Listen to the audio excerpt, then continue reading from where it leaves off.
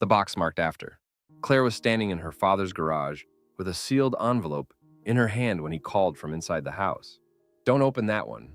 His voice was calm, too calm. The kind of calm he used when a pipe had burst under the sink and he did not want anyone to know water was already spreading under the cabinets. Claire looked down at the envelope again. It was plain white, sealed across the flap with a strip of clear tape. Her name was written on the front in her father's square, careful handwriting.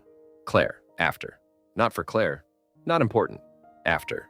Around her, the garage had been changed into something she did not recognize. The old camping cooler was still on the metal shelf near the back wall. A rake still leaned in the corner. The smell was the same. Cardboard, dust, hot concrete. A little old motor oil, but the space had been cleaned out and divided into rows. Plastic bins sat against one wall. Bankers' boxes were stacked on folding tables. Blue painter's tape marked everything in large black letters. Donate. Sell. House documents. Medical. Funeral. Claire, after. Claire did not move. In the doorway between the garage and kitchen, Martin Hale stood with one hand on the frame, as if he had only come to check what was taking her so long. He was 69 and lived alone in the quiet Tucson house he had once shared with Claire's mother. Since his wife's death, he had become quieter but not helpless. He still fixed small things himself, kept his bills in order, changed locks without asking for help, and said, "I'm fine," before anyone had finished worrying. Claire, his only child, was 41 now, practical enough to know his stubbornness and tired enough to fear what it might be hiding. She knew the shape of his silences. She knew the way he turned grief into chores. But the garage did not look like ordinary grief anymore. It looked like a plan. Martin nodded toward the envelope. "That one's not for today." Claire's fingers tightened around it. "What is this?" "Exactly what it says." "That doesn't answer me." He looked past her toward the open garage door, where the morning sun lay white and flat across the driveway. Across the street, someone's sprinkler ticked weakly over gravel and desert plants. "You were looking for the cooler," he said. "I was looking for the cooler because you told me it was in the garage." "It is." She stared at him. "Dad." He gave a small sigh, not impatient exactly. More like he had expected this and wished they could skip it. "Put it back, please." The please was worse than a command. Claire set the envelope on top of the nearest bin, but she did not step away from it. "I came over because you didn't answer my texts." "I was busy." "You said you were in the shower." "I was, before." "For 4 hours?" He glanced at the boxes. "I had things to do." That was how the morning had started. Ordinary words, ordinary excuses. Claire had brought soup in a glass container, a sleeve of crackers, and 2 oranges because showing up with food felt less accusing than showing up with worry. Martin had opened the front door with his phone in one hand and dry hair saying, "I was in the shower," before she could ask why he had ignored 3 messages. She had decided not to fight him at the door. Inside the house looked the way it always looked now, too clean in the places he used, untouched in the places her mother used to fill. The kitchen counters were wiped down with the lemon cleaner he liked.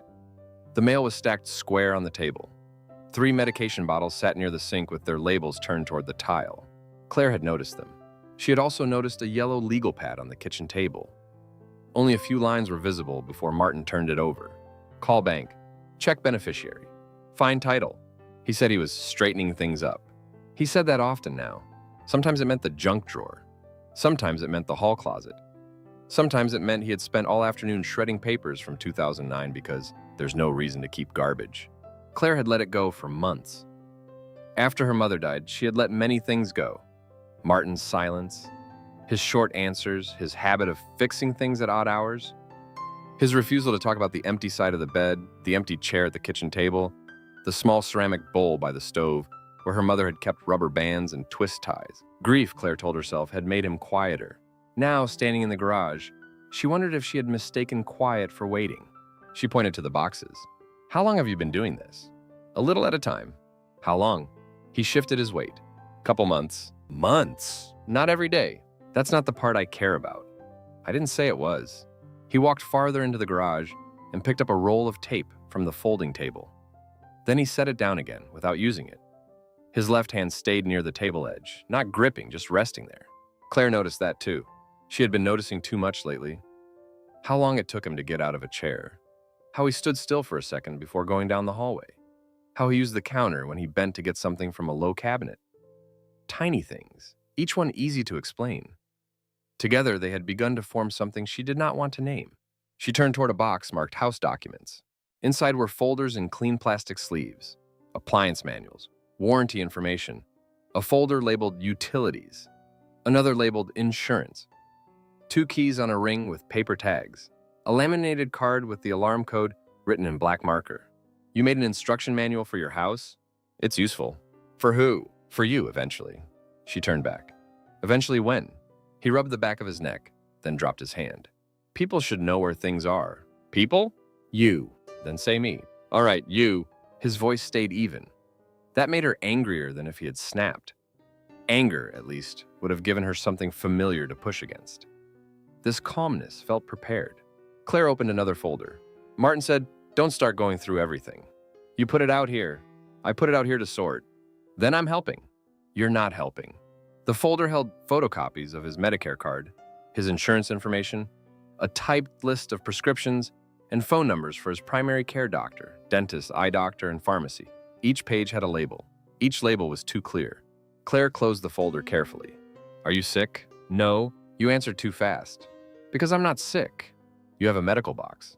I'm 69, I have medical information. You have a funeral box. That's different information. She stared at him. He did not look away. The box marked funeral sat near the end of the table. It was a plain banker's box with the lid resting loose on top. The label was written on an index card taped to the front. No softer word, no arrangements, no later, no polite disguise. Claire walked toward it. Claire, she lifted the lid. Inside were two folders, a brochure from a funeral home in Tucson, a cemetery map, and a folded sheet of lined paper. The brochure had a desert sunset on the front, purple mountains, a neat little chapel, a smiling older couple standing near a mesquite tree, as if death were only another retirement service with better lighting. Claire picked up the folded paper. Don't, Martin said. She unfolded it anyway. His handwriting covered half the page. No big service, no viewing, no church unless Claire wants it. Cremation. Keep it simple. No fuss. Use the money for house repairs first. Below that, he had written the name of a funeral home and a phone number. Then in smaller print, ask for basic package. Don't let them upsell. Claire read the page twice. The second time did not make it better. Jesus, Dad. It's only notes. Only notes? Haven't paid for anything. That's your defense? It's a fact. She lowered the paper. He stood a few feet away, arms crossed now. Not tightly, carefully. His face had that closed look she knew from hospital waiting rooms and bank counters, and the day they had picked out her mother's urn. A look that said he was still in control because he had not raised his voice. Why didn't you tell me? Claire asked. Because you'd do this. What am I doing? Turning it into a crisis. It is a crisis when I find a box labeled funeral in your garage. It's not a crisis to plan. No, but it is a crisis to hide it. I didn't hide it. It's sitting right there. She almost laughed, but it came out as a sharp breath. You're unbelievable. I'm organized. You're scaring me. That stopped him.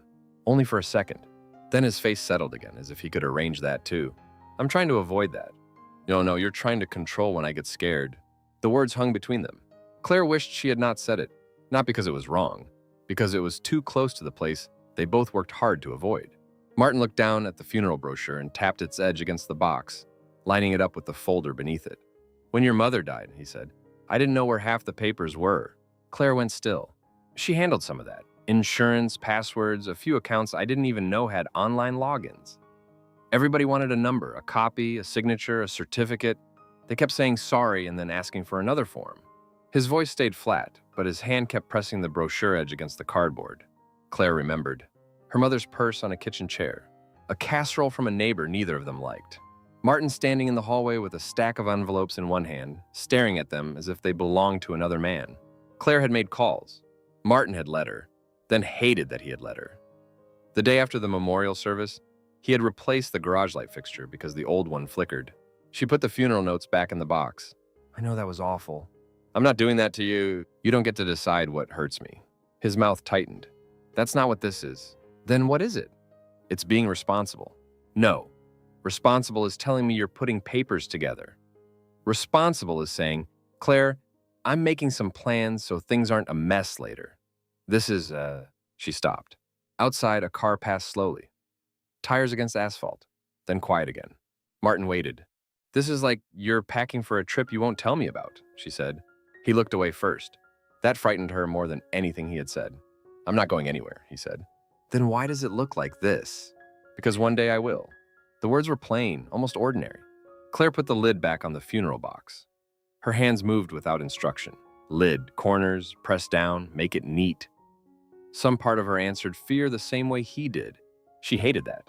"Are the medications new?" she asked. "What?" "The bottles by the sink, are they new?" "No." "Why were the labels turned down?" "I don't know, I probably knocked them over." "Dad." "I said I don't know. Have you had tests?" "Everybody has tests." "What kind of tests?" "Normal tests." "That is not an answer." "It's the answer I'm giving you." There it was, the wall. Claire felt anger come up, clean and hot, easier than fear. Easier than standing in the middle of his garage with death sorted into labeled containers. "I'm calling Dr. Larkin." "No, you're not. You don't get to tell me not to be concerned. And you don't get to call my doctor like I'm a child. I wouldn't have to if you would talk to me like an adult." "I'm talking to you like an adult. Adults make arrangements. Adults also tell their only child if something is wrong." "Nothing is wrong today." "Today?" The word landed between them before he could take it back. Claire stared at him. "Today?" He closed his eyes for half a second. It was small, barely anything. But she saw it. "Dad, you're picking at words. Because words are all you're giving me. I'm giving you everything." He gestured toward the boxes. "This is everything." "No, this is stuff. It's what you'll need." "When?" He did not answer. Claire turned toward the sealed envelope again. "Claire, after." She did not pick it up this time. "What's in that?" "Instructions." "For what?" "The house, accounts, things you won't want to deal with." "You mean after you die?" He flinched. "Barely, but enough." There was the word, "not later." Not one day. Not after I'm gone. Die. It had been sitting in every label, every folder, every piece of tape, but he had not wanted it spoken out loud. Martin took a slow breath through his nose. "After, I'm not here to explain it," he said. The softer wording did not help. "You don't get to leave me a packet instead of a conversation." His eyes sharpened. "I'm standing right here. Then say it." "Say what?" "Say why you're doing this now." "I told you." "No, you told me why people should plan. You didn't tell me why you suddenly turned your garage into a death office." "Don't call it that." "What should I call it?" "Practical." Claire let out a short, ugly laugh. "Of course." Martin's face colored. "You think I'm being cold." "I think you're being Dad." The words hit harder than she meant them to. He turned and walked into the kitchen. For a moment, she thought he was ending the conversation. Then she heard the faucet run. A cabinet open. A glass touched the counter. Claire stayed in the garage. The boxes waited around her with their blunt little labels. Donate, sell, medical, funeral. Her father had made an ending look like a weekend project. Through the doorway, she could see part of the kitchen table, one wooden chair, the yellow legal pad still turned face down. Above the table hung a framed photograph of her parents in Sedona, taken years before her mother got sick. Her mother had one hand on Martin's shoulder. Martin was smiling, like someone had caught him before he could stop himself. Claire looked away. She picked up the sealed envelope again and ran her thumb over the taped flap. The tape was smooth, pressed flat, no loose corner to lift. In the kitchen, the water shut off. Martin came back with a glass and held it out. Claire did not take it. He looked at the envelope in her hand. "I asked you not to open that." "I didn't." "But you want to." "Of course I want to." "It won't help. You don't know what helps me." He lowered the glass and set it on the folding table between them. Neither of them spoke. The air conditioner clicked on somewhere inside the house. The garage fan turned slowly near the side door, moving hot air around without cooling it. A strip of sun had shifted across the concrete and touched the bottom of the box marked Claire, after. Claire set the envelope down. She looked at her father. Not at the boxes, not at the folders, not at his careful labels. At him. "Are you dying?" The question came out flat. Not loud, not dramatic, almost too small for the room. Martin's eyes moved to her face. He did not deny it fast enough. That was the answer before the answer. "Dad," she said. He rubbed one hand over his mouth. His fingers stayed there for a moment, covering whatever expression might have escaped. Then he dropped his hand. "Not today," he said. Claire stood very still. Martin glanced at the boxes, then back at her. "That's why I still have time to do this right." The good daughter. Claire was already in her car outside her father's house when she called him and said, "I got you an appointment at 10:30. For a moment, there was only the faint sound of his television through the phone. Morning news. A man's voice talking about traffic on I-10. Then Martin said, "You did what?" "I got you an appointment." "With who?" "Dr. Larkin's office. They had a cancellation." "I didn't ask you to do that." "I know, The honesty of it made the silence worse. Claire sat at the curb with both hands on the steering wheel, even though the car was in park. The April sun had already turned the windshield warm. Her father's one-story stucco house sat behind a low block wall, beige and quiet, with the mesquite tree in the front yard dropping yellow dust onto the gravel. Everything looked the same as it had yesterday. That bothered her. The garage door was closed. The trash cans were beside the wall. The blinds were open halfway in the living room. If someone drove past, they would see nothing but a retired man's tidy house in Tucson. They would not see the boxes. They would not see funeral written in black marker. They would not see her name on a sealed envelope with one word after it. After. Claire, Martin said. Just come outside. I have things to do. We'll be back before lunch. I said I have things to do. They're checking your vitals and maybe running some blood work, that's all. I don't need you arranging my morning. You said nothing was wrong today. I remember what I said. Good, then let's prove it. He did not answer. Claire looked at the front door, waiting for movement behind the frosted glass. Nothing. She softened her voice because she knew she had started too hard. She always started too hard when she was scared. Dad, please. Please. He exhaled into the phone. You're parked outside, aren't you? Yes. Of course you are. The line went dead. Claire lowered the phone and stared at the black screen. For a second, she thought he might simply refuse. Lock the door, let her sit out there until the appointment passed. It would have been petty, and he was not usually petty, but something had shifted yesterday in the garage. He had looked at her differently after she said she would call his doctor. Not worried, offended. The front door opened. Martin stepped out wearing jeans, a clean blue button-down shirt, and the brown leather belt he used for appointments, funerals, and anything involving a bank. He locked the door behind him, tugged once on the handle, then walked toward her car without hurrying. He carried his wallet in one hand and his old canvas cap in the other. Claire unlocked the passenger door. He got in slowly but without asking for help. She kept her eyes forward while he settled himself, because watching him too closely would only make him dig in harder. The car filled with the smell of his shaving soap and the faint cedar scent of the closet where he kept his nicer shirts. He buckled his seatbelt. Good morning to you too, he said. Claire closed her eyes briefly. Good morning. You always start with kidnapping now, or is this special? It's not kidnapping. I'm in your car against my will. You walked out. Under protest. She pulled away from the curb. For 2 blocks, neither of them spoke. The neighborhood passed in washed-out desert colors. Beige walls, white garage doors, Palo Verde trees, pickup trucks in driveways, sun flashing off windshields. A woman in a visor bent over a patch of flowers with a hose in her hand. A landscaper's blower whined somewhere behind a wall. Claire had a folder on the back seat. In it were printed appointment details, a list of questions, and a page where she had written down everything she had noticed in the last month. Fatigue? Weight loss? Balance? Medications turned around? Garage boxes? Funeral notes? She knew she would not show the doctor that last part unless she had to. She also knew she had brought it because she might have to. Martin glanced over his shoulder. What's in the folder? Notes. Of course. It helps me remember. I remember my own body. I didn't say you didn't. You didn't have to. Claire checked the rearview mirror, though there was no traffic close behind them. I'm not trying to embarrass you. Well, she waited. He looked out the window. They stopped at a red light. Heat shimmered off the road ahead.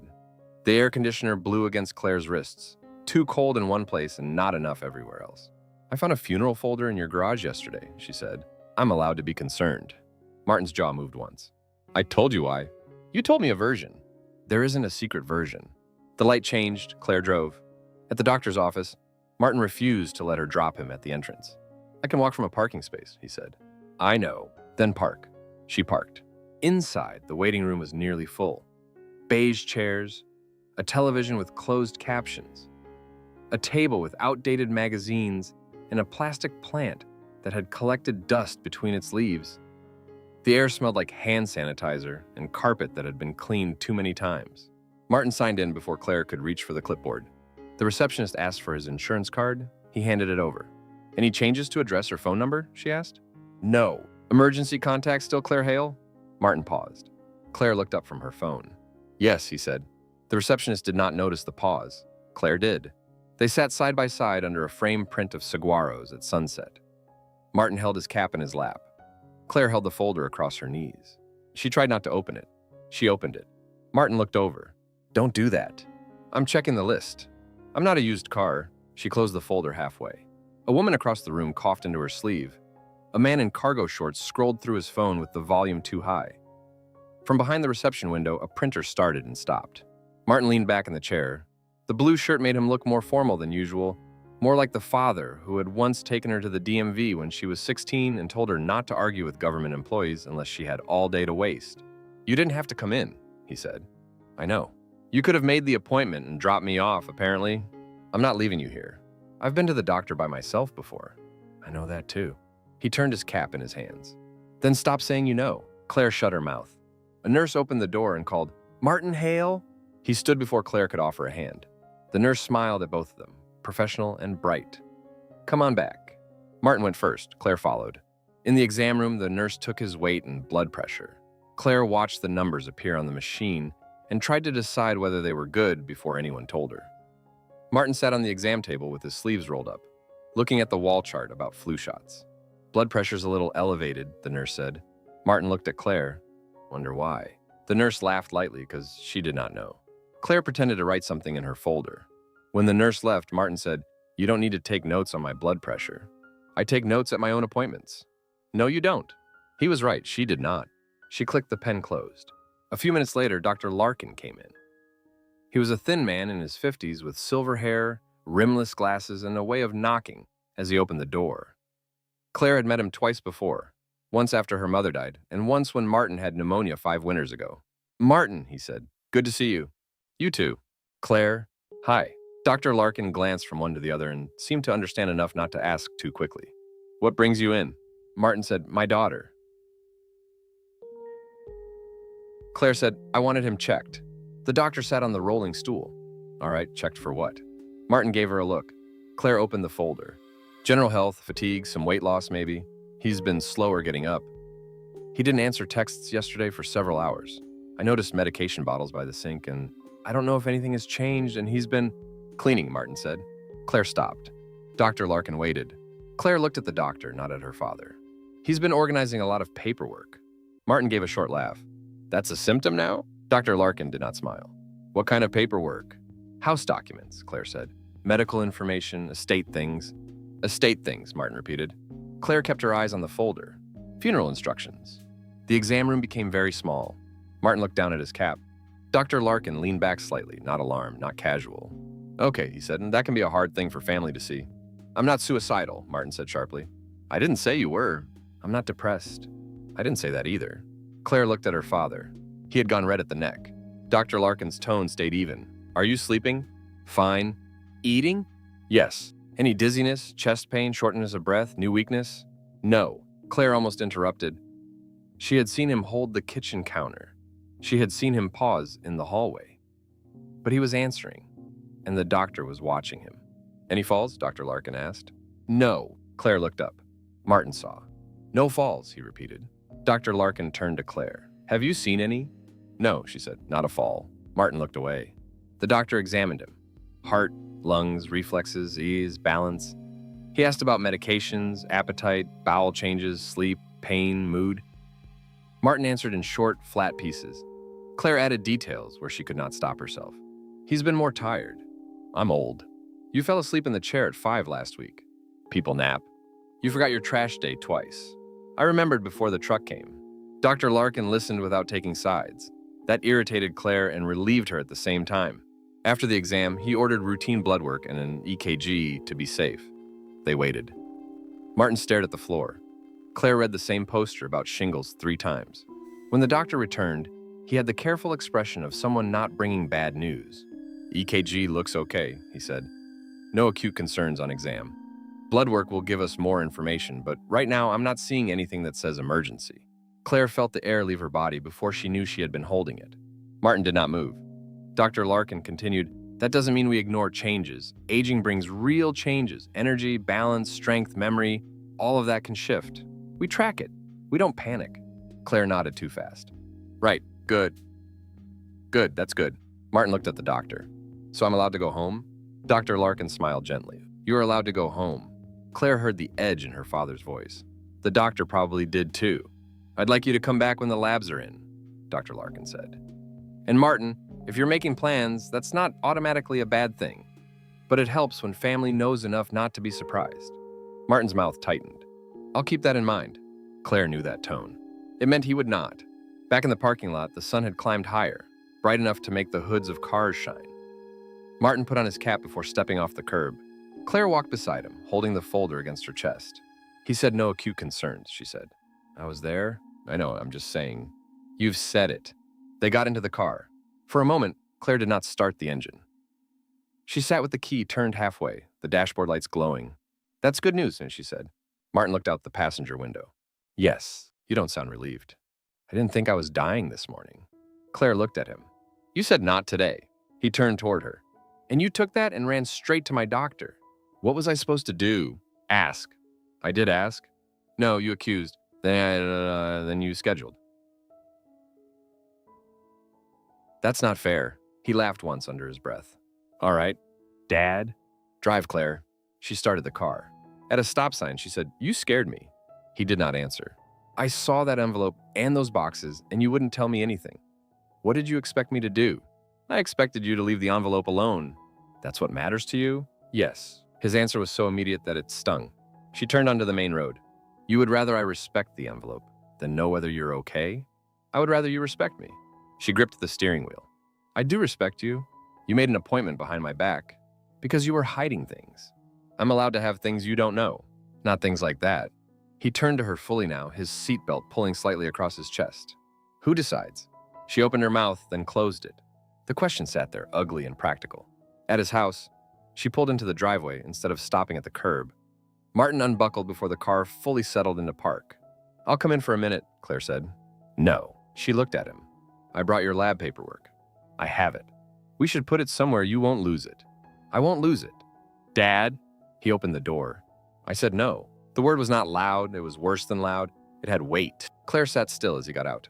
He walked to the front door, unlocked it, and stepped inside without turning back. The door closed behind him. Not slammed. Just closed. Claire stayed in the driveway with the engine running. She told herself to leave. She told herself he was embarrassed, that he needed space, that the appointment had gone well, that the doctor had not found anything urgent, that this was what she had wanted, proof that her father was not secretly dying in some immediate, awful way. But the relief did not hold. It thinned before she made it home. By late afternoon, she had checked the patient portal twice, though she knew the lab results would not be in yet. She had opened her work email and answered 3 messages badly. She had made coffee she forgot to drink.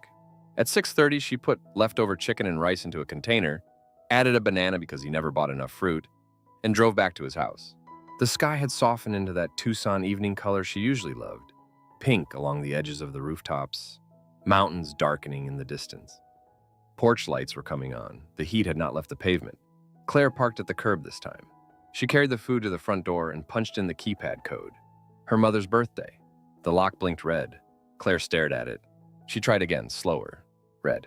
She shifted the container under one arm and pressed the numbers carefully, one at a time. Red. From inside the house, nothing moved. She knocked. Dad? No answer. She checked the driveway. His truck was there. She called him. Through the door, faintly, she heard his phone ring. Once, twice, then stop. He answered. What are you doing? He asked. I'm outside. I know. The code isn't working. I changed it. The container felt suddenly awkward in her hand. You changed it? Yes. When? This afternoon. Why? The pause that followed was short.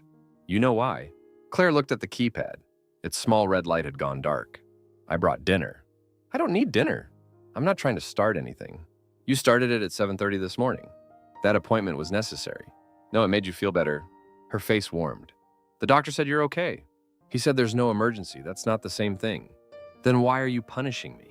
I'm not punishing you. You changed the code. Yes, that's punishment. That's a boundary. The word sounded strange in his mouth, like something he had picked up somewhere and did not quite like using. Claire lowered the food container to the small bench beside the door. Dad, open the door. No, I just want to talk. No, you want to come in and check things. She looked toward the front window. The blinds were partly open. She could see the edge of the lamp in the living room, the side of the old recliner, a strip of carpet. She could not see him. I was worried. I know. Then why are you acting like I did something wrong? He was quiet. When he spoke again, his voice was lower. You don't get to manage me because you got scared. Claire stood very still. A car turned onto the street behind her. headlights sliding across the front of the house, and then moving on. Somewhere nearby, a dog barked from behind a gate. She looked at the keypad again. Her mother's birthday no longer opened the door. "Dad," she said, "I'm going to eat something and watch the game. I brought chicken and rice. I have food. It's on the bench." All right. Neither of them hung up. For a second, Claire thought he might open the door after all.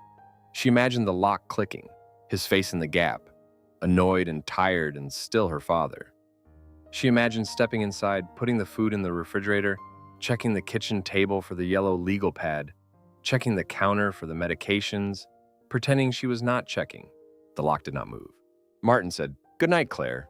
Then the call ended. She kept the phone against her ear for another moment. The porch light buzzed softly above her. The container sat on the bench beside the door, already gathering warmth from the evening air. Claire could hear the television inside now, faint and muffled through the wall. She turned and walked back to her car. At the curb, she looked once more at the house. The blinds, the closed door, the keypad. For the first time in her life, her father's house looked like a place she had to be allowed into. The house listing. The new code worked on the second try. Claire stood on her father's porch with a pharmacy bag in one hand and her phone in the other, staring at the keypad as the little light turned green. For a second, she did not move. Then the lock clicked. From inside the house, Martin called, "It's open." He had given her the code 10 minutes earlier over the phone, after making her say exactly why she was coming. "The pharmacy said they called you twice," Claire had told him. "Your refill is ready. I picked it up." "I didn't ask you to. I was already near there. You live 20 minutes away." "I was near enough." There had been a long silence. Then he gave her 6 numbers she did not recognize. Not her mother's birthday. Not Claire's birthday. Not the anniversary he never mentioned, but still noticed every year by cleaning the oven or replacing batteries and smoke detectors. 6 plain numbers. Temporary numbers, Claire thought. A visitor's code. Now she stepped inside. The house smelled faintly of coffee and dust and the lemon cleaner he used on the counters. The air conditioner was running, but the hallway still held the warmth of the afternoon. Somewhere deeper in the house, a baseball game murmured from the television. Claire closed the door behind her, softer than she wanted to. "I'm in," she called. "I know," Martin said from the kitchen. He was sitting at the table with a mug in front of him and reading glasses low on his nose. He wore a white undershirt and gray work pants, as if he had started a project and then stopped halfway through. A folded towel was tucked under one leg of the table to steady it. Her mother had been asking him to fix that table for 10 years before she died. He had always said he would get to it. Now the table did not reassure. Claire noticed that immediately. She set the pharmacy bag on the counter. "They said take it with food." "I can read the label." "I know." "Then don't translate it." She took a breath and looked toward the refrigerator, where a small magnet from Sedona still held up an old grocery list in her mother's handwriting. Flour, eggs, basil, coffee. The basil had been crossed out twice. Claire looked away first. "I brought the receipt too," she said. "Leave it there." The kitchen table was not clear the way it usually was. Beside Martin's mug sat a stack of printed pages, a yellow legal pad, and a folder with a real estate company logo on the front. Claire saw it before she meant to. Martin saw her see it. He put one hand on top of the folder. "You came to drop off pills." "I did." "Then drop them off." Claire stayed by the counter. The pharmacy bag made a dry little sound as she moved it away from the sink. "What is that?" "Paperwork." "What kind of paperwork?" "House paperwork." The old answer. The same shape as medical information and arrangements and straightening up. She walked closer. Martin's fingers pressed down on the folder. "Claire, I'm just asking." "No, you're not."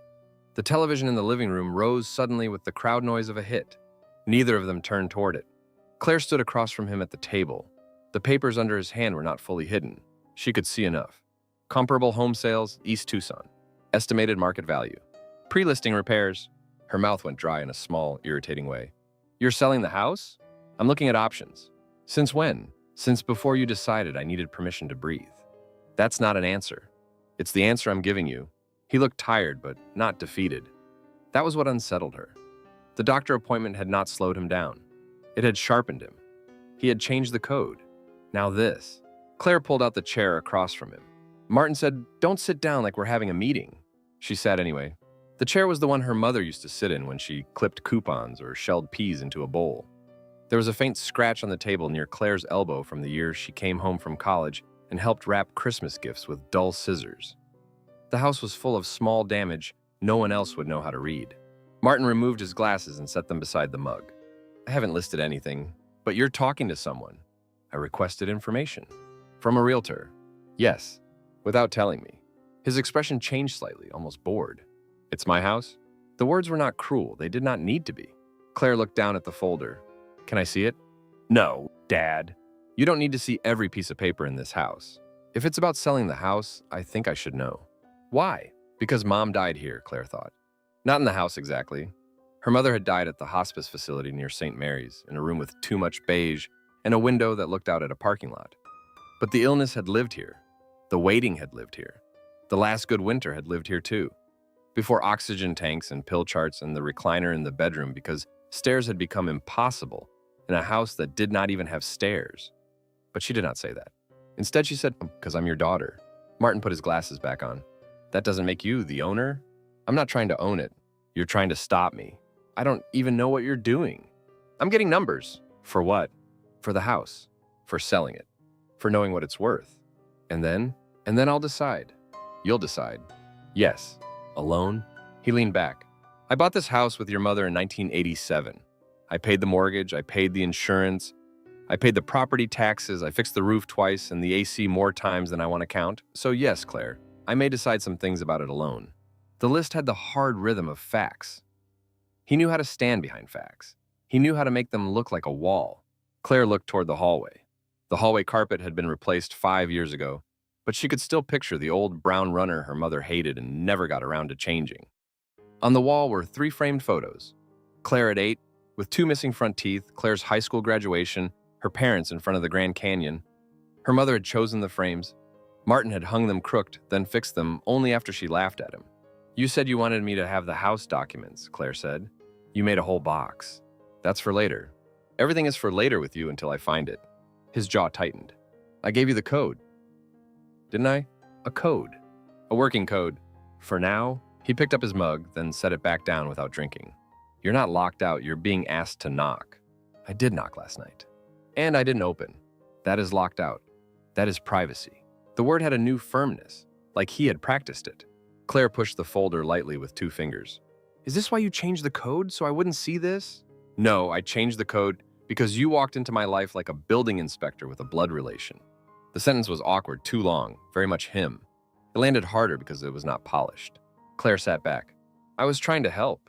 I know. You say that like it makes it worse. Sometimes it does. The baseball game went to commercial. A cheerful voice advertised a truck dealership. Claire could smell coffee in Martin's mug, though it had to be cold by now. She reached for the top sheet. Martin put his hand over it. Don't.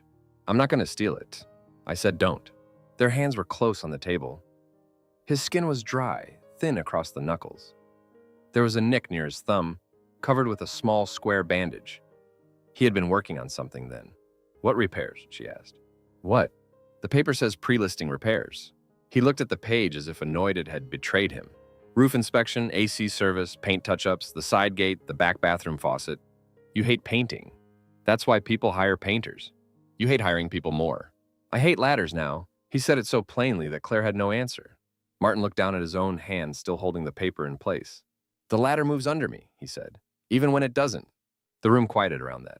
Claire wanted to ask when that started.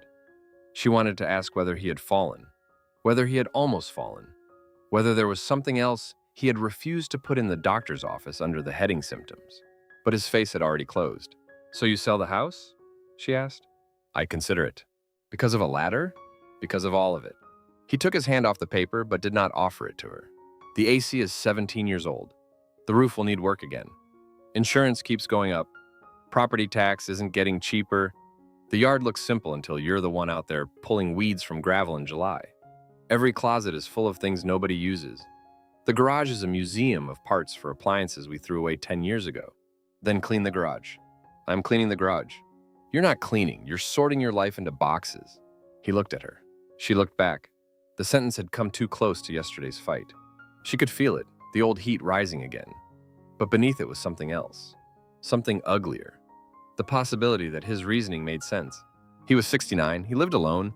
The house had 3 bedrooms, 2 bathrooms, a garage, a yard, a roof, a water heater, pipes, insurance, taxes, bills, passwords, filters, locks, smoke detectors, memories in every drawer.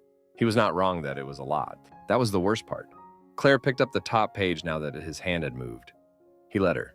The home valuation was neatly printed with photos of comparable houses. Bright kitchens, empty rooms, desert landscaping, prices highlighted in yellow. Her father's house had been reduced to square footage, lot size, year built, recent updates, estimated range.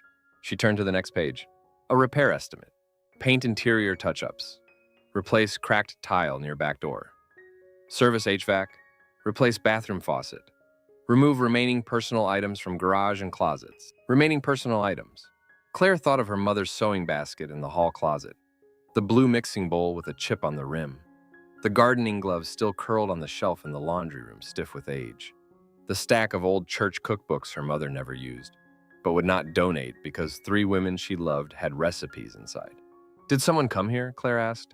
A realtor stopped by. When? Tuesday. Tuesday? Yes. That was before the doctor. Most days are before the doctor. Don't do that. Don't do what? Make it sound like I'm stupid for trying to put things in order. His eyebrows lifted. That's my line. Claire looked back down. Her eye caught the yellow legal pad beneath the printed pages. Martin saw the movement and reached for it, but she was faster. She slid it toward her. Claire, she read the top line. Call realtor, ask about timeline. Roof, AC, inspection before listing. Storage unit? Estate sale company? Sell before emotions make it harder. The last line sat apart from the rest, written darker as if the pen had pressed harder there. Sell before emotions make it harder. Claire stared at it. Her first thought was stupid and small. He means me. Not grief, not hesitation, not his own late-night memories or her mother's handwriting on the grocery list or the hallway photos or the way the bedroom still had the same curtains. Me. She looked up. Martin had gone still. What does this mean? It means I was making notes. What emotions? He removed his glasses again. Don't start. What emotions, Dad? He looked toward the living room. Claire pushed the legal pad across the table until it stopped near his mug. Is that me? I didn't write your name. You didn't have to. He stood too quickly. The chair legs scraped the tile. I'm not having this conversation with you while you read every private note I make. You left it on the table. In my house. There it was again. His house. Her not house. Claire stood too. I'm not some stranger trying to interfere. No, you're my daughter trying to interfere. There's a difference, but not as big as you think. The words cut before she could prepare for them. She turned away from the table and walked to the counter, because standing too close to him made her want to say things that would be hard to take back. The pharmacy bag sat near the sink. Next to it, the medication bottles were lined with the labels facing forward now. He had done that on purpose. She almost laughed. You fixed the bottles. What? The labels, they're facing out. I thought that bothered you. So you changed that, but not the part where you're secretly preparing to sell the house. It is not secret. You're holding the paper. Because I found it. I didn't invite you over to search my table. You gave me the code. I gave you the code so you could drop off medicine. You gave me a visitor code. He looked confused for a moment, then irritated. It's a door code, Claire. It's not Mom's birthday anymore. His expression changed. That was the first time she saw she had hit something he had not meant to show. The old code had been her mother's birthday for years. At first, after her death, neither of them had mentioned it. Claire had kept using it. Martin had kept letting her. 4 digits as ordinary as a light switch, as small as a key left under a mat. Now it was gone. Martin looked toward the keypad by the door, though they could not see it from the kitchen. Codes should be changed once in a while. You never changed it before. I changed it now. Because of me. Because you used it like it was yours. It was Mom's birthday. I know what it was. The kitchen seemed suddenly too bright. Claire looked at the grocery list under the Sedona magnet. Flour, eggs, basil, coffee. Her mother's slanted handwriting still there because no one had needed that piece of paper enough to move it. If you sell this house, Claire said, what happens to all of this?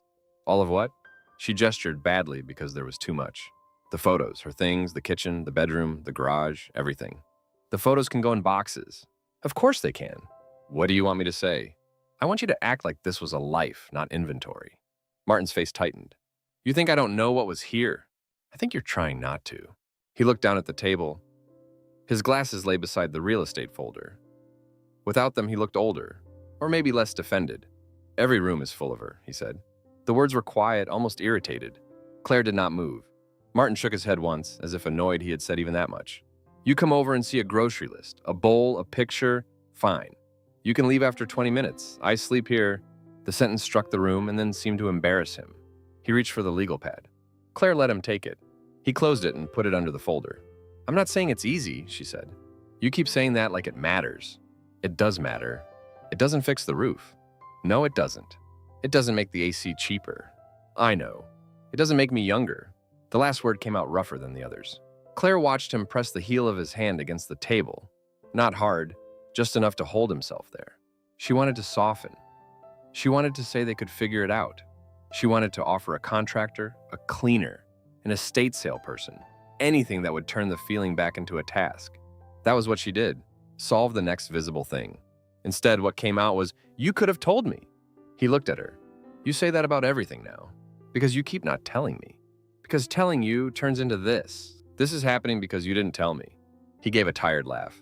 "That's convenient." Claire folded her arms, then unfolded them. "Don't list the house yet." "I haven't." "Promise me you won't." "No." "Dad." "No. Just wait." "For what?" "For us to talk about it." "We are talking." "No, we're fighting because I found paperwork." Martin gathered the valuation pages and tapped them into a neat stack. "I don't owe you a vote." "I'm not asking for a vote."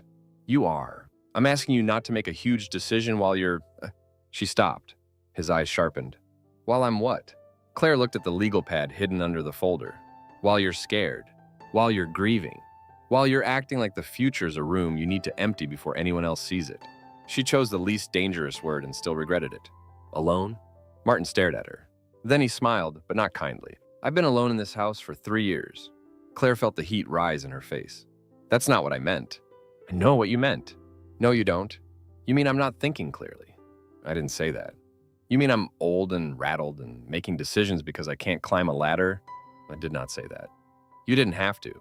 The echo of his earlier words made her flinch. The house hummed around them. Refrigerator, AC, a faint rattle from the vent above the kitchen window. Ordinary sounds, still doing their jobs. Claire looked at the real estate folder. "Are you going to list it?" Martin did not answer. "Are you?" "I'm going to find out what my choices are. And if one of those choices is selling before I can make it harder..." His face closed again. "You read a line on a pad." "I read what you wrote." "I write a lot of things." "Not like that." He picked up the folder and held it against his side. "I have an appointment next week."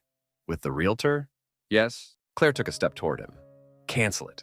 "No." "Postpone it." "No." "Let me be there." "No." The last no came quickly, not angry, final. Claire stared at him. "You don't even want me in the room. I don't want you negotiating my life over my shoulder." "That's not fair. Neither is making me feel like I have to sneak around to get a house valuation." "You are sneaking around. Because you make everything a hearing." She looked at the folder under his arm. The edge of the yellow legal pad showed beneath it. Something in her shifted then. Not dramatically, not cleanly. It was more like a door inside her opened onto a room she had been avoiding. He was not just preparing. He was moving. Without her, around her, past her. The house she still entered with muscle memory was already becoming paperwork. Claire walked toward the hallway. "Where are you going?" "To the garage." "No, you're not." She stopped. They stood at opposite ends of the kitchen now, the table between them, the hallway opening behind her. "I want to see what else you packed." "You don't get to inventory my house because you don't like my notes." "Did you pack Mom's things?" His face changed. That was enough. Claire turned and walked down the hallway. Claire. His footsteps followed, slower than hers but hard on the tile. The hallway was narrow, lined with the framed photos her mother had chosen. Claire passed them without looking too closely. At the garage door, she reached for the knob. Martin's hand landed on the door first, not grabbing her, blocking the door. "No." She looked at his hand, then at his face. He was breathing harder, though he tried to hide it. The folder was still tucked under his other arm. His hair, thin at the crown, caught the hallway light.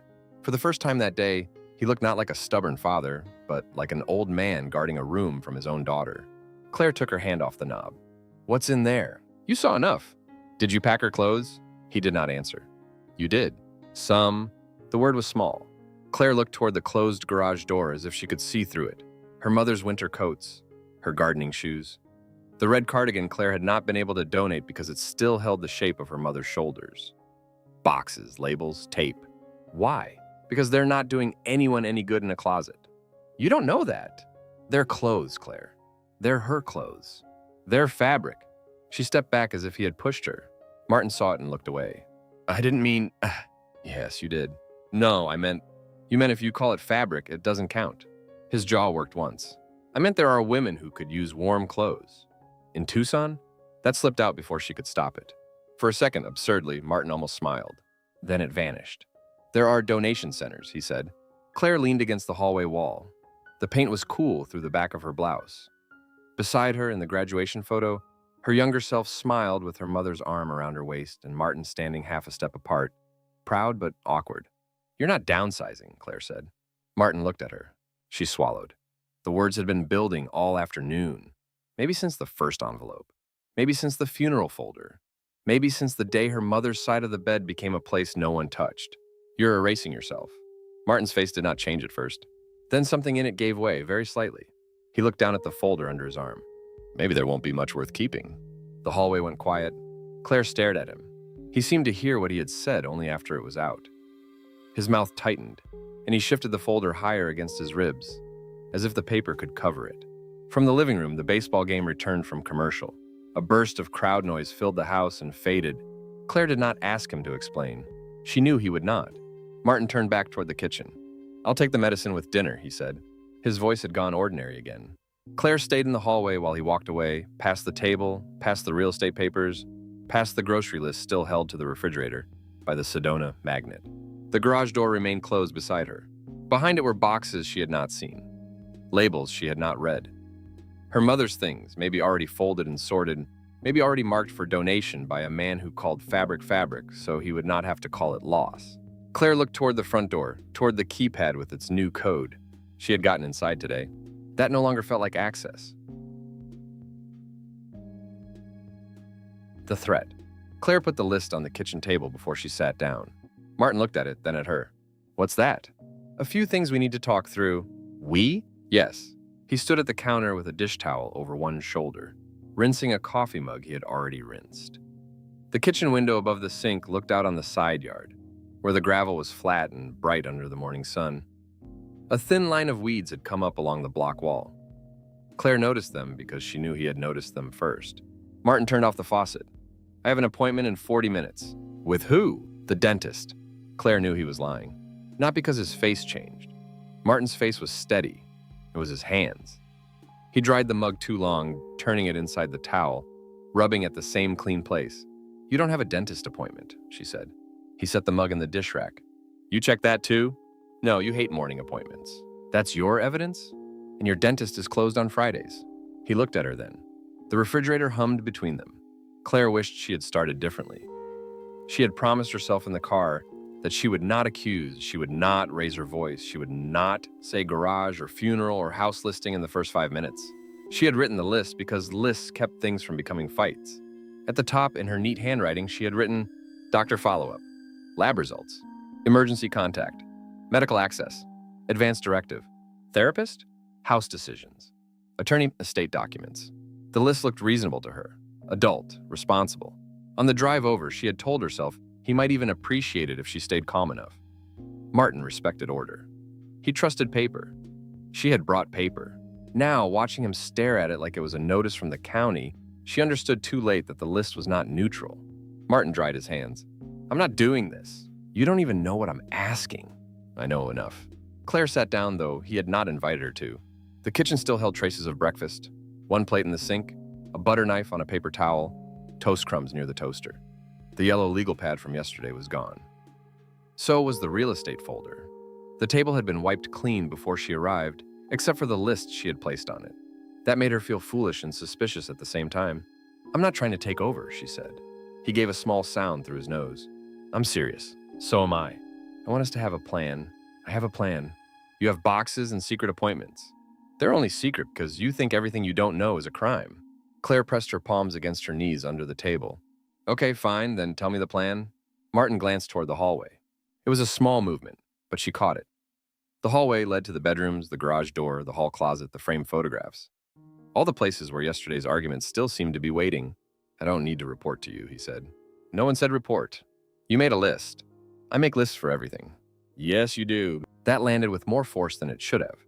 Claire took the pen from beside the paper and clicked it once, then stopped herself.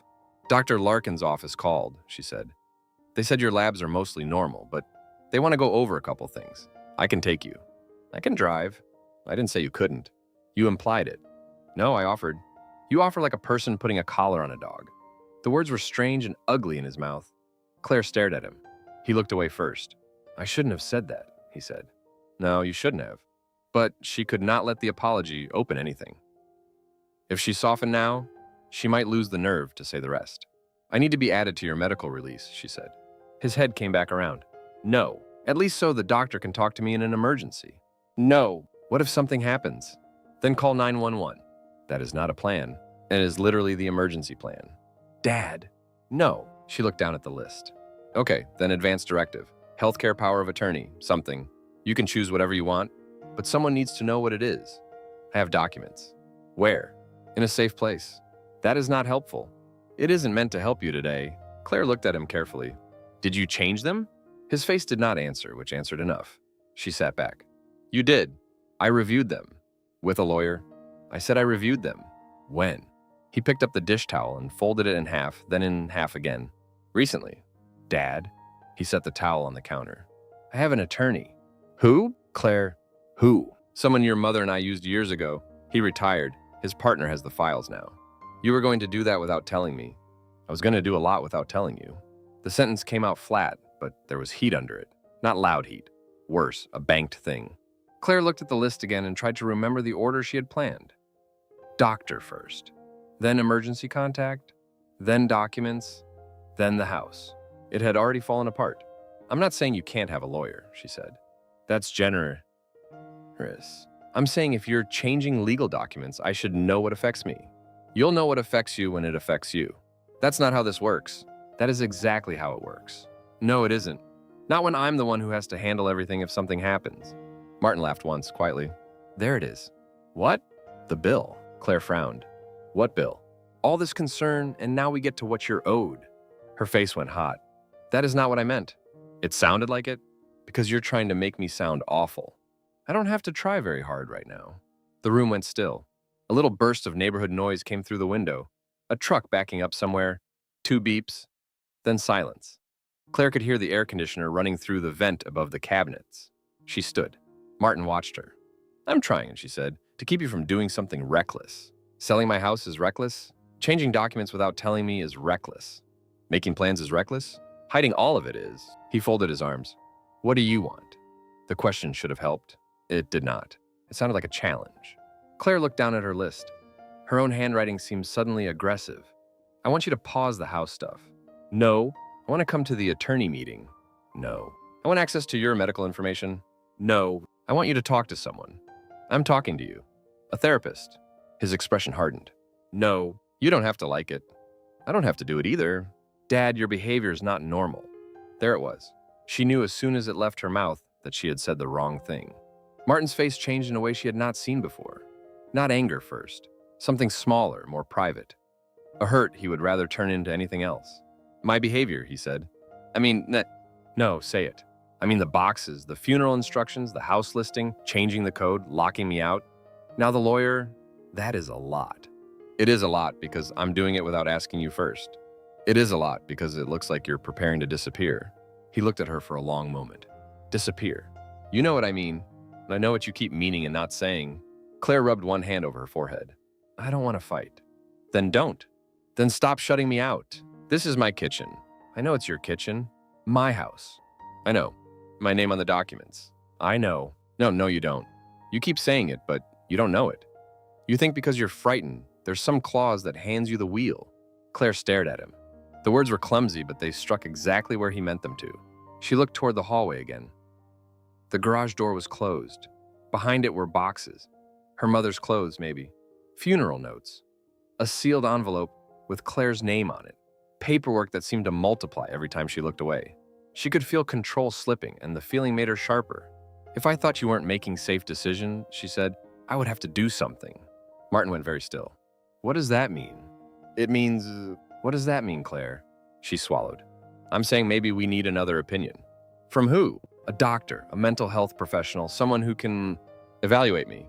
She did not answer fast enough. He nodded once. There it is.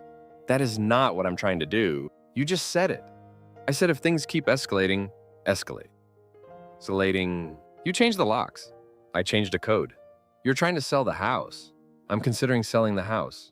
You're changing legal documents. Because now I know I need to. The sentence hit. Claire stood very still. Martin picked up her list from the table. He read it once, his eyes moving down the page. Then he looked at her. You came in here with medical access, attorney, therapist, emergency contact, decision-making. He put the list back down. And you're surprised I don't want to hand you more?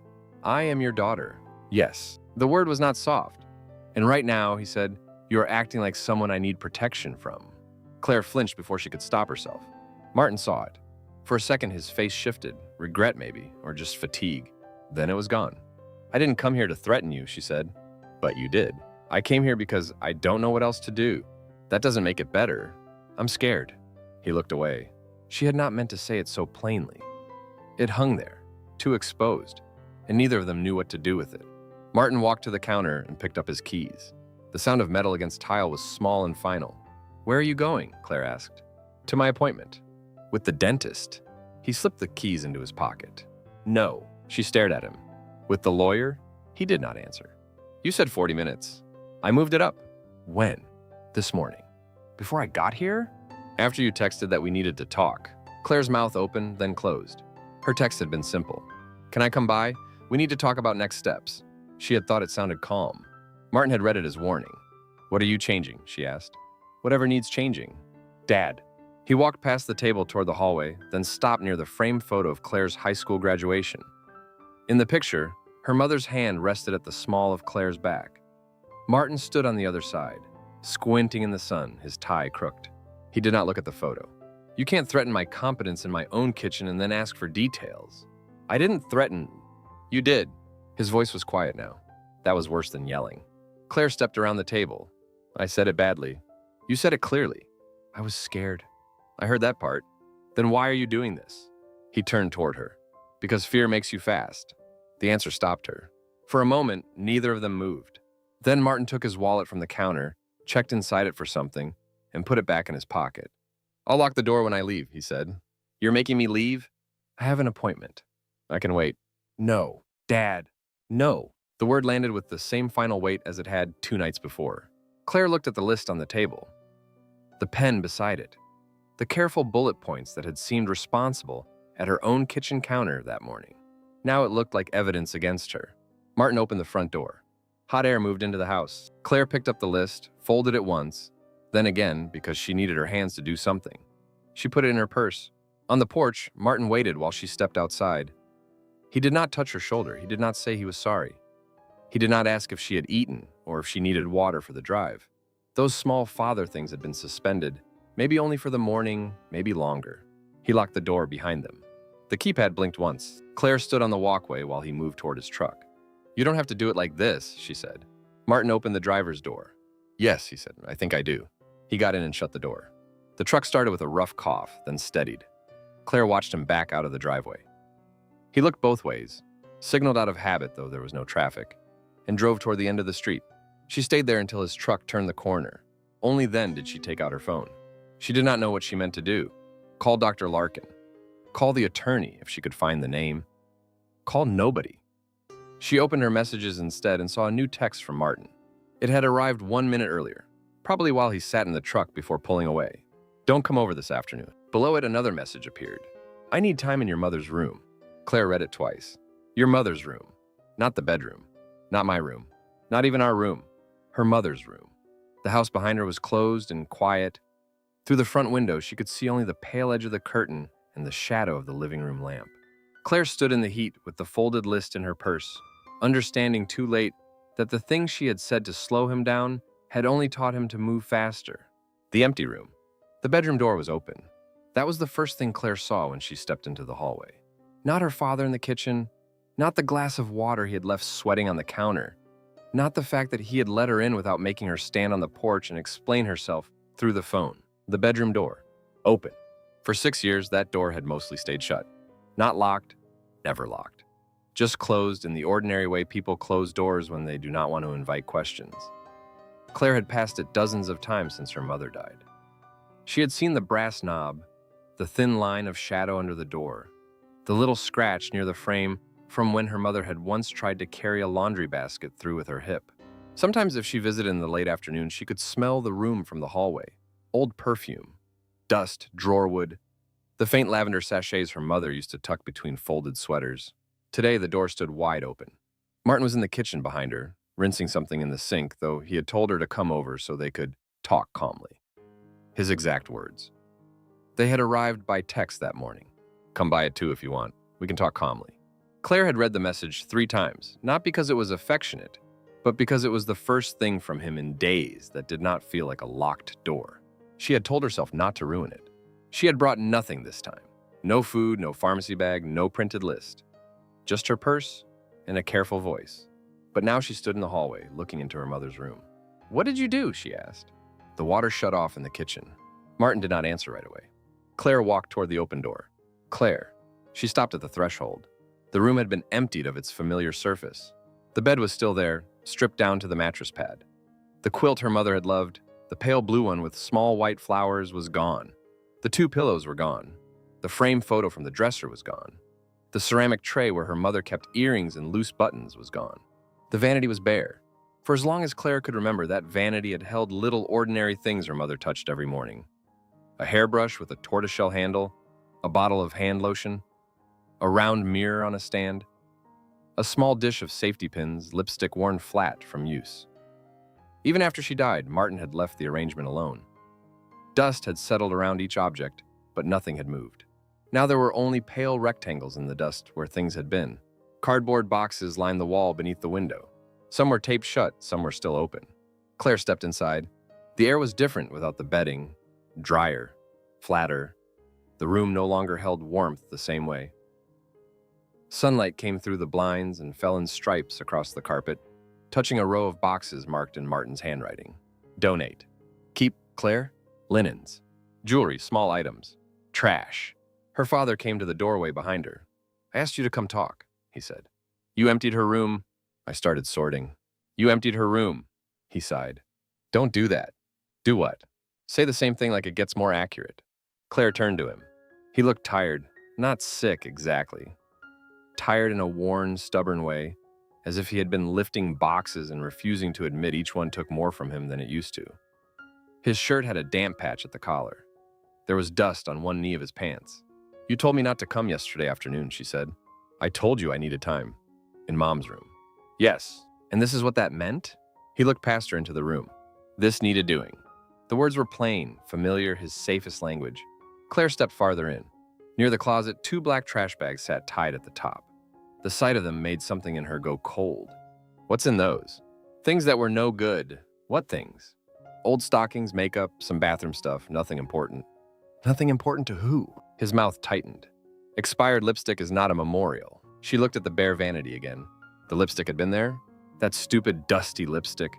The one her mother had worn to church and doctor appointments and once to Claire's college graduation, though by then she had been too tired to stand through all the photos.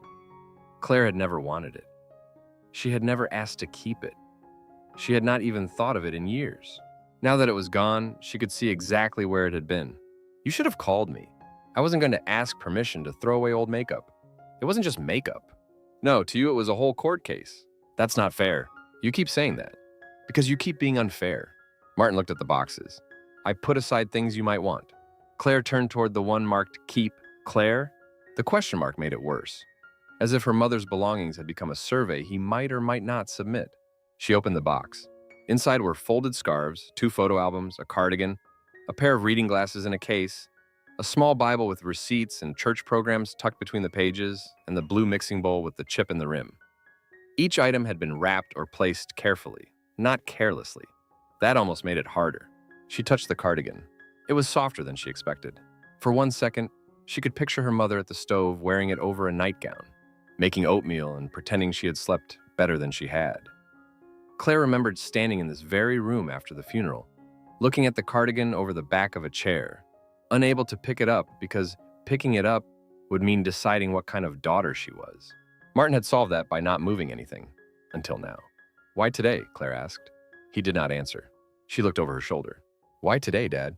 He rubbed one hand over his mouth, then dropped it. There's no good day for it. That's not an answer. It's the only one I have. She closed the box slowly. Across the room, the closet doors were open. Her mother's side was almost empty. Hangers hung bare on the rod, clustered at one end like ribs. A few dresses remained in dry cleaner plastic. On the top shelf, where hat boxes and extra blankets used to sit, There was only a clear bin with a taped label. Photos, sort later. Claire walked to the closet. The carpet near the door still held the faint flattened places where her mother's shoes had been lined up. Little half-moons of absence in the pile. Where are her shoes? Donation box. All of them? Most. You didn't ask me. You don't wear her size. That is not the point. I know that. Then stop answering like it is. Martin leaned one shoulder against the doorway. He suddenly looked older there, framed by the hall, one hand braced against the trim. Claire noticed and hated that she noticed. You want me to say I'm sorry, he said. I want you to mean it. He looked down. I'm sorry you're upset. She gave a short laugh. No. What? That's not an apology. It's what I've got. She turned back to the closet because looking at him, it made her want to shake him and hold him up at the same time. The room was not destroyed. That was the worst part. It was neat. Thoughtful even. There were no clothes thrown around, no careless piles, no garbage bags bursting open.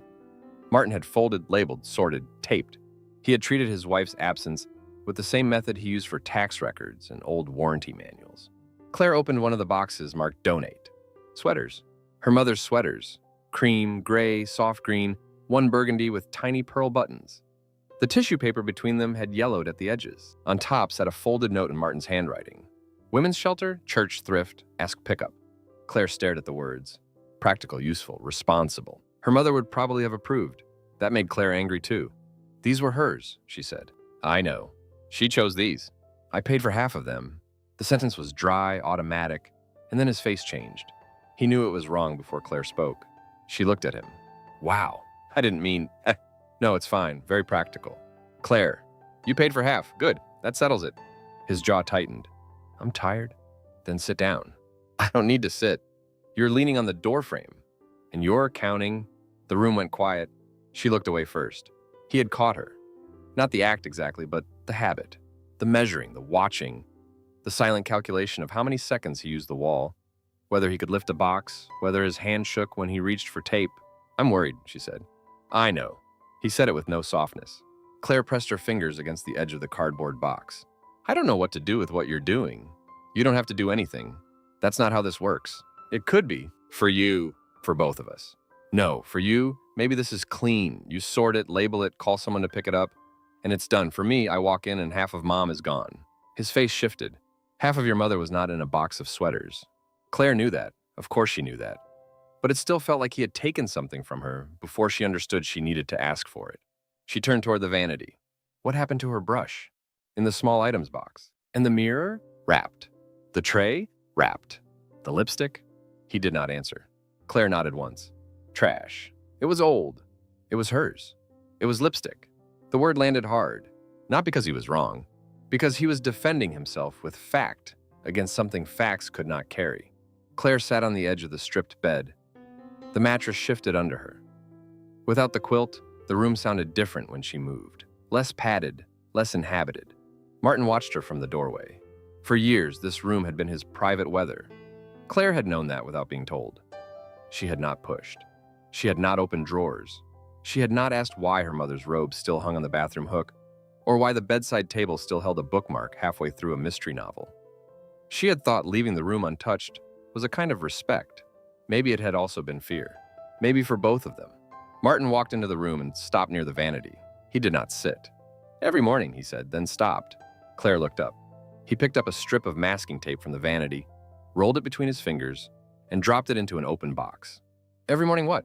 She asked. He shook his head. Nothing. Dad. No. The refusal was tired, but not sharp. Claire waited. The house made its usual small sounds around them.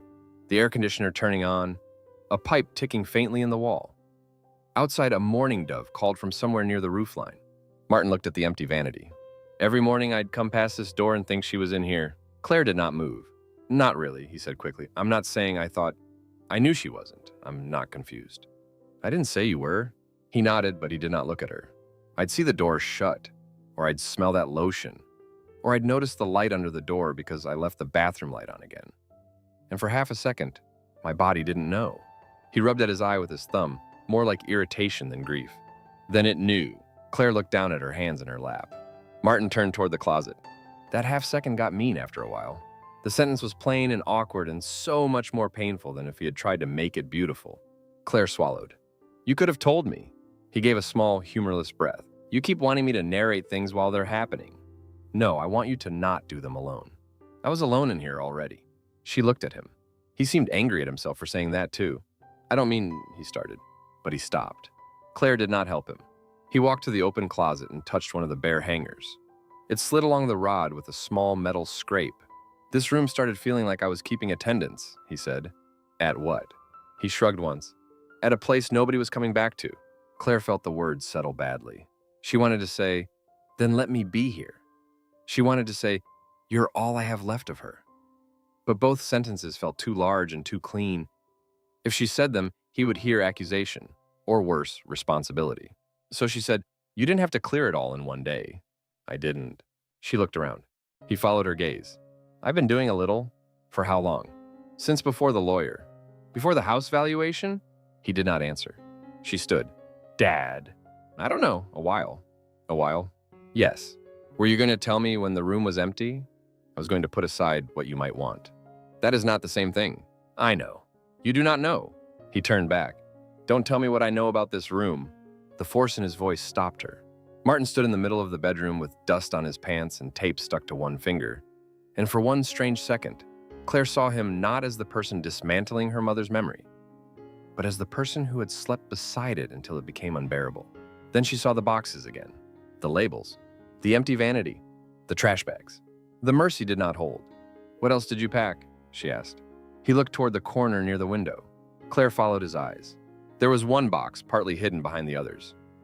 It had been turned so the label faced the wall. Claire walked toward it. Leave that. Of course. She reached for the box and turned it. Martin said her name once, low and warning. She read the label, donate before Claire stops me. For a moment, she did not understand the sentence. The words were simple. The handwriting was his. The tape was neatly cut. Donate before Claire stops me. She read it again. Not ask Claire. Not check with Claire. Not Claire may want. Stops me. As if she were not his daughter standing in a bedroom where her mother's things had been folded out of sight. As if she were an obstacle, a delay, a problem to get around before it grew teeth. Claire kept her hand on the box. What is this? Martin said nothing. What is this box? Clothes. Whose? He looked at the window. Some of your mother's, some other things. Other things? Things from the closet. Why does it say that? He rubbed both hands over his face. It was a note to myself. A note to yourself to beat me? That's not what it says. It says before I stop you, because you would. Claire turned toward him. You knew it would hurt me. I knew you'd make me stop. Because it would hurt me. Because everything hurts you if I touch it. The words came out rough. Claire stared at him. Martin looked away first, but he did not take it back. She thought of every time she had told him to wait. Wait on the house. Wait on the lawyer. Wait on the boxes. Wait until she could be there. Wait until she could understand. Wait until the grief fit into a schedule she could survive. Maybe he heard all of it as chains. Maybe some of it was. That thought made her angrier because it made room for him to be right. She pressed her fingers into the cardboard edge until it bent slightly. You made me the enemy, and she said. Her voice was quiet, smaller than she expected. Martin looked at her then. No. She tapped the label once. You wrote it down. That was stupid. But you wrote it. I was frustrated. You wrote it because it was true enough to help you keep going. His face tightened. Claire let go of the box. The room seemed to lean around her. Empty bed, bare vanity, open closet, boxed sweaters, plastic hangers, trash bags tied shut. Her mother reduced and protected and betrayed all at once. I didn't know we were in a war, Claire said. Martin's eyes moved over her face. I don't want a war. Then why does every plan you make have me on the other side of it? He opened his mouth, then closed it. For once, he did not have a practical answer ready. Claire looked again at the label. Donate before Claire stops me. She did not cry. She almost wished she could. Crying would have made the room simpler, would have turned the pain into something visible and expected. Instead, she stood there with dry eyes and a tired mouth, and the feeling that something between them had been named without either of them agreeing to it. Martin stepped toward the box. I can change the label. She looked at him. That's not the problem. I know, but he said it too quickly. He did not know, not fully. Or maybe he knew and could not afford to. Claire walked past him to the doorway. In the hall, the family photos still hung where they had always hung, but now they looked temporary, as if someone had already measured the walls around them. Behind her, Martin picked up the box and set it with the others. She heard cardboard scrape against carpet, a small sound, an ordinary sound, a sound from a house being emptied carefully by someone who still believed carefulness could make it less cruel. Claire stopped in the hallway but did not turn around. "If there's a box like that," she said, "there's something else." Martin did not answer. The envelope, the lawyer, the house, this room. Her voice stayed low. "There's a final version somewhere, isn't there?" Silence. From the bedroom, her father said, "Go home, Claire." She closed her eyes for a second. When she opened them, the hallway looked the same as before. Same carpet, same framed photos, same closed garage door at the end. But the house no longer felt like a place holding memories. It felt like a place holding instructions, one drawer at a time. Claire found the binder in the garage, exactly where she had known it would be. Not because Martin had told her. Because once she understood the shape of his hiding, it was not hiding anymore. It was filing. The garage door was half open, letting in a blade of late afternoon heat from the driveway. Dust moved through the light in slow, aimless pieces. The fan near the side door was running, clicking faintly each time it turned. Cardboard boxes lined the folding tables in their careful rows. House documents, medical, funeral, donate. Claire, after. The last box sat where it had been since the first day, sealed now with a strip of packing tape. On top of it was a black 3-ring binder with a white label on the spine. Final, read first. Claire stood in front of it for a few seconds before touching it. Behind her, Martin said, "I told you to wait in the kitchen." She did not turn around. "You knew I wouldn't. I hoped you might try. You left it out. I was working on it." The binder was heavier than she expected. Not thick exactly, but dense. Plastic sleeves, dividers, paper sorted so neatly that the edges looked cut from one piece. Claire carried it to the folding table and opened it. Martin stepped closer but did not take it from her. That surprised her. The first page was a table of contents in his blocky handwriting. Medical, house, bank, insurance, car title, utilities, passwords, funeral, for Claire. She turned the page. "Don't read it like that," he said. "Like what?" "Like evidence." She looked up at him. He stood on the other side of the table, one hand resting against the back of a folding chair. He had shaved, but he had missed a small place under his jaw. His shirt was clean, his hair was combed. Those details hurt her in a way she did not want to examine. He had dressed for this private work as if it were an errand. How am I supposed to read it? I don't know, normally. There's nothing normal about a binder called Final. It tells you where to start. When you're dead. His eyes moved away. The word still worked on him. Good, Claire thought, and then hated herself for thinking it. She turned through the pages. The medical section was first. Doctors, medications, insurance numbers, preferred hospital, a note about not wanting extra fuss if something was unlikely to help. The wording was plain, almost boring, and somehow worse because of it. The house section came next. Alarm code, the new one, utility accounts, AC company, plumber, roof warranty, instructions about the water shutoff. There was a page titled Things Claire Should Not Waste Money On. She read it before she could stop herself. Premium funeral package, expensive casket, big church service, storage unit longer than 3 months, keeping house out of guilt. Her hand stopped on the last line. Martin watched her read it. "Guilt is expensive," he said. She looked at him. He shrugged, but the movement was stiff. "That's just true." She turned the page. Passwords were in a sealed envelope, taped into a sleeve. Bank information. Insurance, a copy of his will, a note about the attorney, a printed page from a funeral home with numbers circled in blue ink. Everything was reasonable. That was the terrible part. He had not written nonsense. He had not sounded confused. He had not made some wild, dramatic plan. He had simply reduced his life into sections clear enough for a stranger to process. Claire turned to the last divider. "For Claire." Martin's hand moved slightly on the chair. "Maybe not that one," he said. She looked at him. "You made it read first." "I know what I made." Claire slid the page from the plastic sleeve. It was not sealed. She wished it had been. A sealed envelope would have made her anger cleaner. This was worse, a letter left open because some part of him wanted it found. His handwriting was smaller here, less even. "Claire, if you're reading this, I'm sorry. I tried to put things in order so you wouldn't have to spend weeks cleaning up after me. There will still be things I missed. I know that. I'm sorry for that too. Don't keep the house because you think I wanted you to. Don't keep boxes because you feel bad throwing them away. Your mother kept things because she loved them. I kept things because I didn't know what else to do with them. Sell what you can. Donate what you don't want. Throw away what makes you tired. I hope you don't hate me for leaving a mess." Claire stopped there. The garage fan clicked, turned, clicked again. She read the line a second time. I hope you don't hate me for leaving a mess. Martin cleared his throat. It isn't finished. Claire did not answer. I was going to clean that up. She looked down at the binder, at the plastic sleeves and dividers, at the pages that did not belong to a man who had left a mess. They belonged to a man trying so hard not to leave one that he had started removing himself while still alive. Claire, she folded the letter along its original crease, then unfolded it again. The paper was warm from her hand. You think you're the mess? Martin's face changed. I didn't say that. No, you wrote around it. He reached for the letter. She moved it back. Don't. It's my letter. It has my name on it. His mouth tightened. They stood across from each other in the garage, separated by the binder, the fan, the boxes, the labels he had made, because labels were easier than asking. Claire looked at the box marked Claire after. The word after had been following her through the house for days. After what? After when? After the sale. After the lawyer. After the funeral home.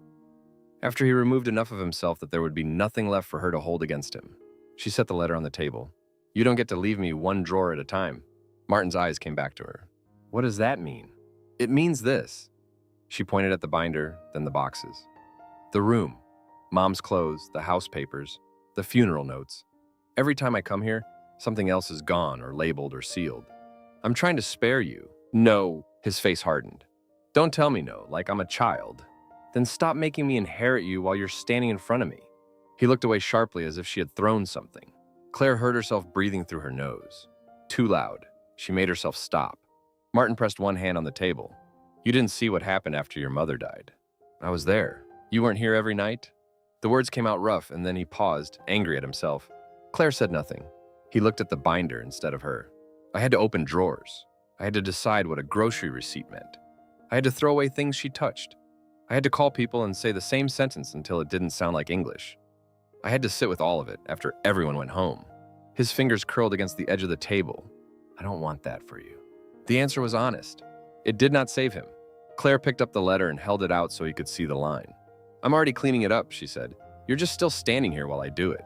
For a moment, Martin did not move. The garage seemed to lose all its small sounds. Or maybe Claire stopped hearing them. His hand slid off the table. What? She did not want to say it again. She had not planned it. She had not shaped it into something kind. It had come out because every box, every label, every careful instruction had been asking her to grieve early and be grateful for the organization. But he had asked, so she said it more quietly. I'm already doing it. Every time I walk in here and see another piece of you sorted into a category, his face went slack in a small, private way. Not collapse, not surrender. Something worse for a man like Martin.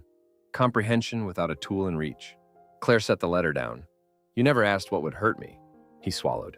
You were going to be hurt either way. Maybe. Not maybe. Fine, yes, but you decided which hurt was best for me. You picked it, labeled it, taped it shut, and called it responsible. Martin looked at the table. The anger had not left him completely. She could see it still in his jaw, in the way his shoulders stayed set. But something beneath it had been struck hard enough that he could not simply return to his script. I thought, he began, then stopped. Claire waited. He rubbed his thumb across a scratch in the folding table's plastic surface. I thought if it was all done, you could just be mad at me once. The sentence was so strange that Claire almost missed it. What? He kept looking at the table. After, later, whatever, you'd open everything. You'd call me a stubborn old bastard.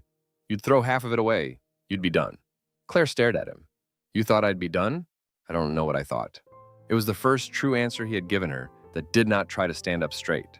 He took off his glasses and rubbed the bridge of his nose. I didn't want you buried in it. In what? All of this. He gestured around, but not grandly. Just a tired movement of the hand. Boxes, tools, old shelves, house documents, funeral papers. The outline of a life reduced to manageable weight. Me, he said, almost under his breath. Claire heard it anyway. The words stayed between them. He put his glasses back on, but not well. One side sat a little crooked. She looked at him, really looked.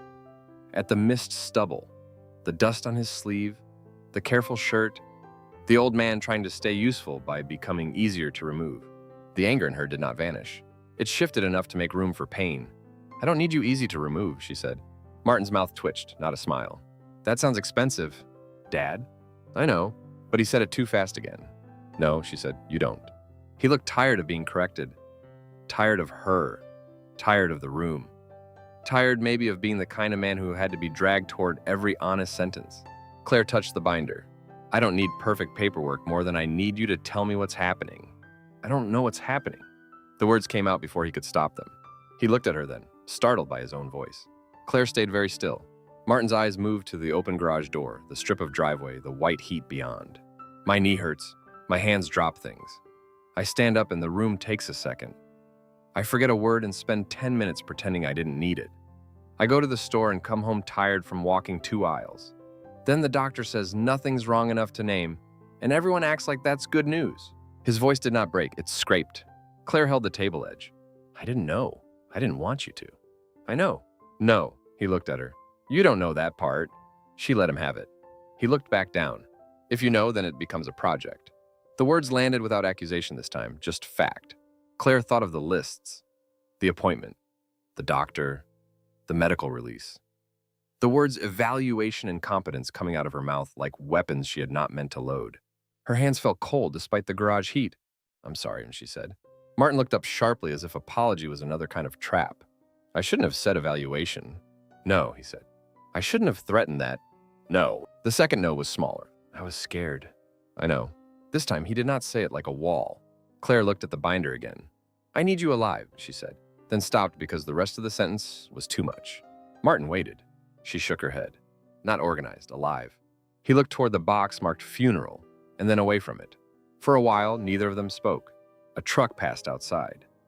Somewhere down the street, a dog barked once and gave up. The air in the garage smelled of tape adhesive, warm cardboard, and the faint old gasoline smell from tools Martin no longer used but still kept. Claire reached for the letter. Martin did not stop her. She slid it back into its plastic sleeve, but she did not close the binder. What do we do with this? She asked. He gave a short breath that might have been a laugh if either of them had been different people. I don't know. That answer should have frightened her. Instead, for 1 second, it helped. Claire nodded toward the binder. I'm not asking you to throw it away. I wasn't going to. I know. And I'm not canceling the attorney. I'm not asking that right now. He eyed her. Right now? She almost smiled. Almost. I'm asking you not to make it a secret. He looked at the sections in the binder. Medical, house, bank, insurance, funeral for Claire. His work, his defense, his offering, his escape. I don't want you making decisions for me, he said. I know. I mean it. I know. And you don't get to call doctors behind my back unless I'm on the floor. The words were sharp, but not as sharp as before. Claire nodded. Okay. He studied her as if trying to decide whether agreement from her was a real object or just a new strategy. I mean it, Claire. I heard you. I'm still competent. I know. His face tightened at the word, but he did not argue. Claire touched the edge of the binder. And I'm still your daughter. He looked at her then. The sentence had come out more plainly than she wanted. Too close to what she had been trying not to say for days. But it was not polished. It was not wise. It was just there, tired and true enough. Martin looked away first. I know that too. The fan clicked.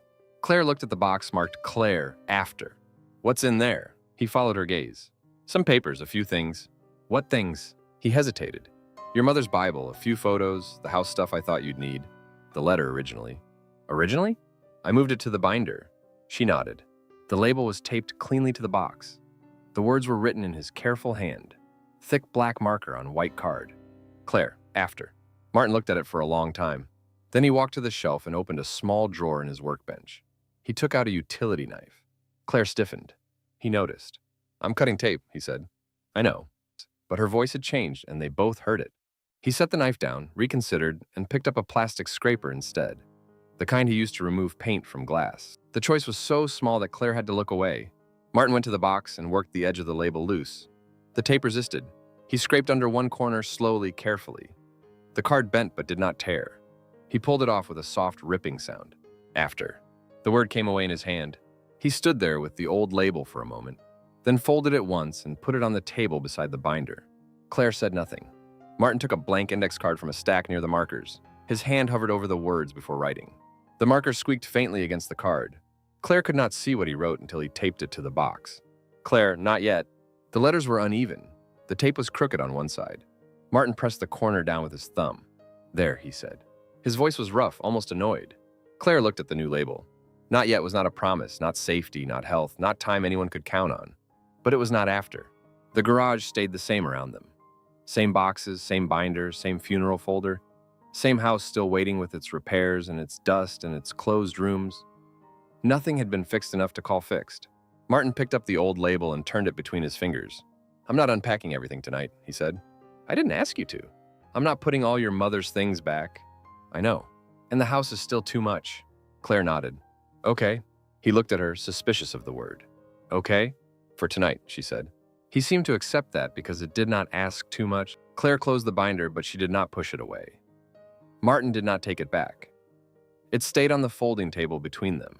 No longer hidden, no longer fully surrendered. Outside, the sun had dropped lower, and the strip of light under the garage door had softened from white to gold. Martin leaned against the table, not pretending this time that he wasn't leaning. Claire saw it. She did not move to help him. After a moment, he glanced at her. I could use some water, he said. It was not an apology. It was not a confession. It was something he allowed her to do while he remained standing. Claire nodded. Okay. She walked toward the kitchen door. Before stepping inside, she looked back once. Martin was still in the garage, one hand resting on the box with the new label, his head lowered as if he were reading the words again. Claire, not yet.